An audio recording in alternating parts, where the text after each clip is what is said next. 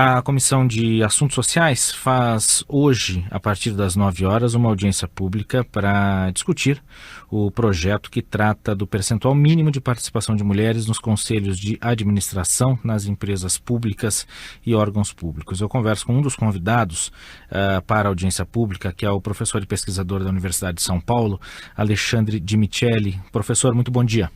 Bom dia, Jefferson.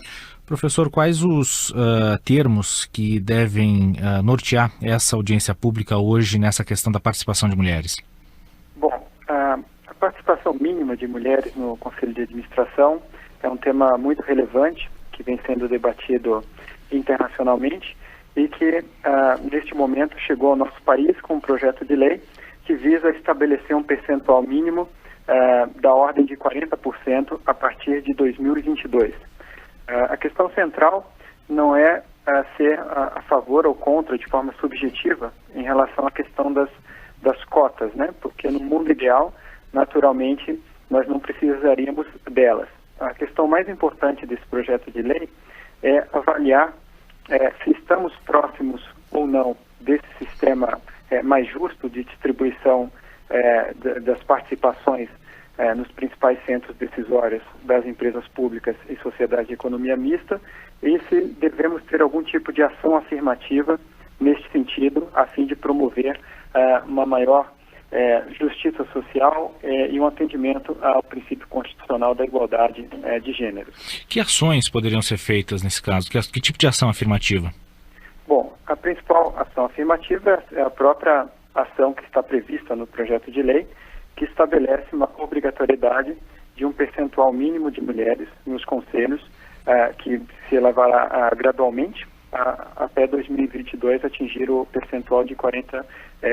Acho que é importante em relação a esse tema deixarmos claro que o Brasil hoje tem um percentual ainda muito baixo de mulheres nos conselhos de administração, principalmente em relação aos padrões internacionais. Então nós estamos falando de um percentual atualmente de 6 a 7% apenas de mulheres nos conselhos de administração, o que significa cerca de 1/3 do observado no mercado norte-americano e menos da metade do observado na União Europeia. O que é mais alarmante é que este percentual, que já é muito baixo, é um percentual inclusive menor do que o percentual de estrangeiros nos conselhos de administração no Brasil, é um percentual que tem se mantido estagnado nos últimos 10 anos. Então, nós não observamos de forma concreta nenhum avanço nesta questão tão relevante, já que estamos falando principalmente da participação das mulheres nos principais centros decisores do ponto de vista econômico do país. Então, o projeto de lei é um projeto muito importante, que pode inserir o Brasil aí como um bom exemplo global, no sentido de promovermos realmente uma maior igualdade de gêneros nos conselhos de administração. Professor Alexandre Di Micheli, da Universidade de São Paulo, falando sobre o projeto que institui um percentual mínimo de participação de mulheres nos conselhos de administração das empresas públicas. Professor, na lei eleitoral nós temos a obrigatoriedade de pelo menos 1/3 das candidaturas serem destinadas a mulheres, ou seja, 1/3 de mulheres candidatas, mas não se consegue preencher esse percentual. Como garantir que esses 40% sejam, uma vez aprovados, efetivamente cumpridos? Como garantir essa obrigação? Sim. Bom, aí nós temos uma questão de oferta, né, de mulheres para esses cargos, e também de demanda, quer dizer, das próprias companhias, no caso, como estamos falando de empresas públicas e sociedade de economia mista, de que o próprio governo identifique, né, mulheres que possam atender a esses requisitos. Eu não tenho dúvida de que você tendo um prazo para esses percentuais serem alcançados, nós não teremos problemas relevantes nesse sentido. Haja vista que algumas experiências internacionais que já foram feitas de forma similar ao que está se propondo no Brasil, também suscitaram inicialmente dúvidas, né, em relação à possibilidade de você ter um número adequado, né, de mulheres para preenchimento desses cargos, e que, ao final, essas experiências mostraram que não houve nenhum problema nesse sentido. Portanto, nós estamos falando de mecanismos que vão ser criados ao longo do tempo, no sentido de fomentar o acesso das mulheres a mais posições executivas, o que aumentará o conjunto, né, de mulheres com possibilidades de atendimento aos requisitos para a participação nesses cargos. E é importante enfatizar também que atualmente a eleição de conselheiros de administração no Brasil, e inclusive nas empresas de controle estatal, já não atende necessariamente um critério meritocrático, né? As indicações partem basicamente dos acionistas e que, obviamente, eles observam questões muito mais de cunho relacional, de cunho político, muitas vezes, do que questões de ordem meritocrática. Portanto, não vejo nenhum problema relevante no preenchimento desses cargos, principalmente tendo em vista um horizonte aí temporal de 10 anos para adequação a esta regra. Uhum. O senhor falou de experiências internacionais, experiências de outros países. Que países servem de modelo efetivamente para esse tipo de regulação? Sim. A principal experiência internacional discutida no mundo inteiro é a experiência da Noruega. Uhum. De 2004 a 2006, o governo procurou incentivar as empresas de forma voluntária a aumentarem a proporção de mulheres nos seus conselhos de administração. A adesão foi muito baixa a esse pedido, né, do governo voluntário, e ao final o governo aprovou uma mudança na legislação que passou a obrigar que todas as empresas listadas em Bolsa de Valores, sendo elas não só as estatais, mas inclusive as privadas, que elas tivessem que adotar aí 40% de mulheres no mínimo nos conselhos. E existem vários trabalhos, vários estudos publicados sobre essa experiência e que, ao final, concluem de uma maneira geral que não houve qualquer evidência de problemas relevantes com as empresas desse país. Pelo contrário, há estudos que mostram que muitos conselhos passaram a funcionar melhor e existem vários estudos, inclusive, mostrando que alguns conselhos começaram, inclusive, a gerar muito mais valor, a tomar melhores decisões do ponto de vista econômico. E isso não só na experiência norueguesa, quer dizer, existem centenas, e a palavra é essa, centenas de estudos realizados no mundo inteiro, que visam avaliar basicamente se os conselhos com maior proporção de mulheres tomam decisões diferentes e se essas decisões são melhores ou não. E, obviamente, que os estudos não são consensuais, mas a grande maioria dos estudos chega a conclusões positivas, né? Então, apenas para exemplificar, tivemos recentemente a grande crise financeira global causada aí por vários bancos que fizeram operações muito arriscadas. E um desses estudos, bastante discutido, mostra que as empresas que tinham maior proporção, os bancos que tinham maior proporção de mulheres nos conselhos, se tornaram muito menos propensos a realizar operações excessivamente arriscadas que levaram alguns bancos à falência. Portanto, existem evidências, no caso da Noruega, que é o grande modelo, de que esse processo ocorreu de uma maneira muito harmônica, sem grandes problemas, muito pelo contrário, foi visto muito mais como uma oportunidade. E recentemente nós tivemos mudanças legislativas em outros países. Então a Itália aprovou recentemente um percentual mínimo de mulheres de 1/3 a partir de 2015. A França aprovou um percentual mínimo de 40% a partir de 2017. E Bélgica também aprovou um percentual mínimo de 1/3 a partir de 2019. Uhum. Em relação ao projeto de lei em questão, vários outros países, naturalmente, principalmente europeus, já adotam como política de governo alocar um percentual mínimo para mulheres nos conselhos de empresas sob controle estatal. Então, citaria Dinamarca, Finlândia, Áustria, Eslovênia, entre outros países que já adotam isso, que está sendo proposto atualmente no Brasil. Isso, aqui no Brasil, seriam só empresas públicas ou com capital, ou empresas de economia mista, seria isso?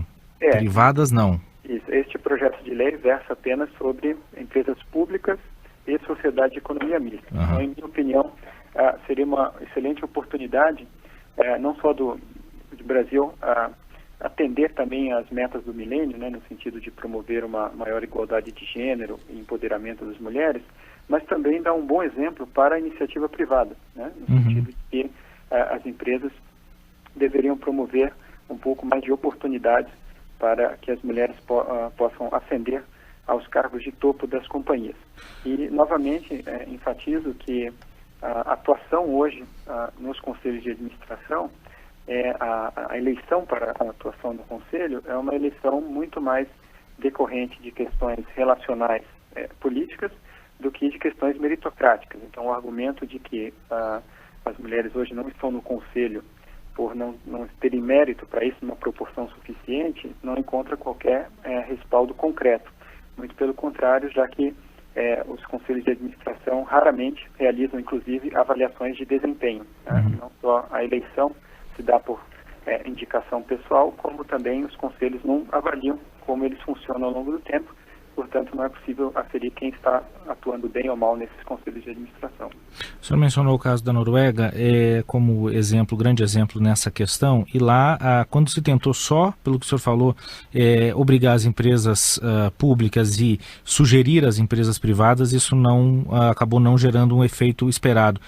Foi preciso obrigar também as empresas privadas. Será que nós vamos ter que ir pelo mesmo caminho aqui? Bom, essa é uma possibilidade. Eu acredito que esse projeto de lei pode abrir essa discussão, que eu acredito ser uma discussão importante e que em algum momento vai ter que ser tomada. Novamente, a gente tem que lembrar que as mulheres hoje compõem aí cerca de 50% das pessoas que ingressam nas empresas, pessoas com nível superior, inclusive, e que ao longo das carreiras esse percentual vai diminuindo na medida em que você tem maiores níveis hierárquicos, até atingir o ponto, como eu mencionei, de termos apenas 6% de mulheres na estrutura de topo das organizações, que são os conselhos de administração. Existem várias evidências de que esse processo não é totalmente meritocrático. Por exemplo, existem estudos que mostram que as mulheres que estão nos conselhos de administração geralmente são mais qualificadas, em média, do que os homens, em termos de número de títulos e outras experiências. E que, portanto, elas têm que mostrar um pouco mais do que os homens em média para poder chegar a serem consideradas para conselhos de administração. Existe um outro estudo interessante que mostra que a chance de uma mulher ingressar no conselho é muito maior se as empresas já tiverem alguma mulher no conselho de administração, evidenciando que inicialmente as empresas até ou subestimam, digamos assim, a capacidade das mulheres e que perdem, digamos, um pouco o medo depois que você tem uma primeira mulher no conselho de administração. Eu acho que esse é outro ponto importante. Mais da metade das empresas privadas brasileiras de capital aberto não possuem nenhuma mulher no conselho de administração. E muitas não tiveram nenhuma mulher nos últimos 20 anos. Portanto, é uma questão bastante relevante de você conseguir furar um pouco este bloqueio. Acredito que, no mínimo, a discussão deveria se estender também para a participação, para a participação nos conselhos de empresas com investimento estatal. Por exemplo, investimentos de empresas com a atuação do BNDES-PA. Quer dizer, em muitas situações, você tem empresas, e como exemplo, nós temos uma empresa chamada Fibra, que o maior acionista atualmente é o BNDES-PA e que não possui nenhuma mulher no seu conselho de administração. Então, claramente, esse é um cenário que deveria ser alterado e algum tipo de ação afirmativa e discriminação positiva tem que ser feito nesse sentido. Do contrário, daqui a 10 anos, provavelmente estaremos falando da mesma coisa com os mesmos percentuais. Professor Alexandre de Micheli, da Universidade de São Paulo. Professor, para a gente finalizando a entrevista, o senhor citou bastante aí exemplos da Escandinávia, Dinamarca, Finlândia, o grande modelo, a Noruega, a Suécia também tem na política um exemplo muito interessante, mais da metade do parlamento é composto por mulheres. A Noruega tem essa característica também de muitas mulheres no parlamento e parte do governo, ou quase a metade do governo, ser composto, do ministério ser composto por mulheres. Isso é uma política que vem já de 3 décadas talvez para cá, esse reforço de gênero nesses países. O Brasil começa pelo outro caminho, tentando ir pelas empresas, ao invés de primeiro reforçar a participação na política, né? Bom, acredito que o Brasil tenha reforçado bastante nos últimos tempos aí a participação na política. Basta ver pela nossa presidente, quer dizer, temos uma participação política das mulheres que ainda é insatisfatória no geral, mas que sem dúvida tivemos avanços enormes aí nos últimos anos, o que é muito, muito bem-vindo. E naturalmente os países escandinavos são mais avançados nessa questão. Porém, outros países com uma cultura mais latina, mais próxima da nossa, também têm avançado neste tema. Então, mencionei o caso da Itália, que já aprovou um projeto de lei para todas as empresas, não só as empresas sob controle estatal. A Espanha que é um caso interessante, porque em 2007 eles aprovaram um projeto de lei, só que não previa punição às empresas. E o resultado é que houve pouquíssima evolução do percentual de mulheres nos conselhos desse país.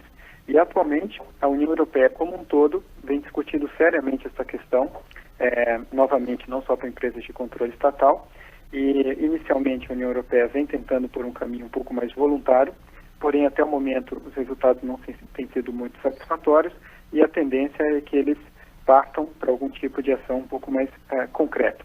E parece que, olhando os exemplos internacionais, é o que acaba por funcionar para promover uma maior igualdade de gênero nos centros decisórios das empresas. A própria Argentina, né, no campo político está mais adiantada do que a gente, com a obrigação de pelo menos 1/3 das candidaturas serem de mulheres, né?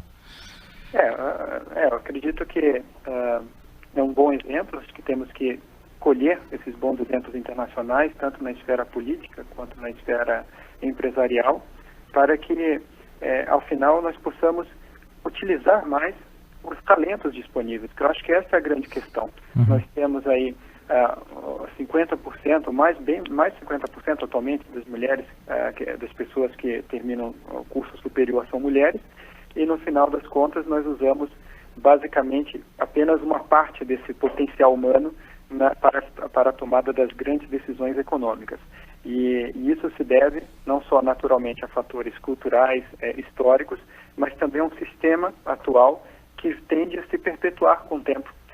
Tanto porque nós temos certas barreiras para serem rompidas, como eu mencionei no caso da entrada de uma primeira mulher num órgão como esse, como também o próprio sistema para a eleição é um sistema perverso, já que é um sistema que depende de amizades e de relações políticas e que naturalmente os homens tendem a ter mais amizades, mais relações políticas com outros homens, né? E você fica num certo ambiente de clube, e isso já foi reportado no mundo inteiro e naturalmente se aplica também ao Brasil. Há estudos, isso é claro um outro assunto, mas há estudos que mostram que boa parte das mulheres que ingressam na política já vem de famílias tradicionais ou de relacionamentos com famílias tradicionais, né? O presidente Dilma é quase uma exceção dentro dessa regra, né?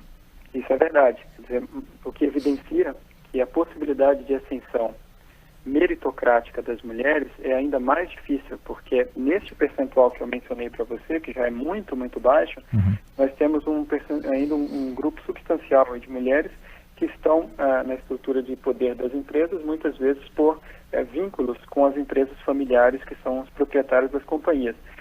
E obviamente que não temos tanto tempo assim, mas existem estudos que mostram que aquelas mulheres que ascendem mais profissionalmente, que têm mais sucesso profissionalmente, e esses são estudos realizados nos Estados Unidos e na Inglaterra, são mulheres que têm que abdicar muito da sua vida pessoal. Então, geralmente são mulheres que têm uma chance menor de serem casadas, têm menos filhos do que a média, e quando entrevistadas mostram que gostariam de ter tido uma vida pessoal talvez mais equilibrada, mas tiveram que abdicar disso. O que não ocorre com os homens, curiosamente. Então, só para finalizar, um estudo interessante mostra que das mulheres que atingiram um elevado sucesso profissional, cerca de 50% apenas eram casadas, enquanto que no caso dos homens, 80% eram casados e com filhos. Então o homem consegue equilibrar muito mais, não tem que abrir mão de outras coisas, enquanto infelizmente a lógica para as mulheres é mais perversa nesse sentido. Elas geralmente têm que optar de uma maneira geral entre uma coisa e outra. Ok. Que é uma pena. Ok. Professor Alexandre de Micheli, muito obrigado por atender a Rádio Senado, um assunto que rende mais tempo certamente de conversa, mas infelizmente o nosso tempo é curto. Professor, muito obrigado por nos atender, um bom dia. Muito obrigado, Jefferson. Bom dia. Professor Alexandre de Micheli, da Universidade de São Paulo, professor e pesquisador, falando sobre a audiência pública que acontece hoje no Senado, a partir das 9 horas da manhã, na Comissão de Assuntos Sociais, e que vai discutir o projeto que define o percentual mínimo de participação de mulheres nos conselhos de administração das empresas públicas e de capital e de sociedades mistas, ou seja, que tenham participação do governo.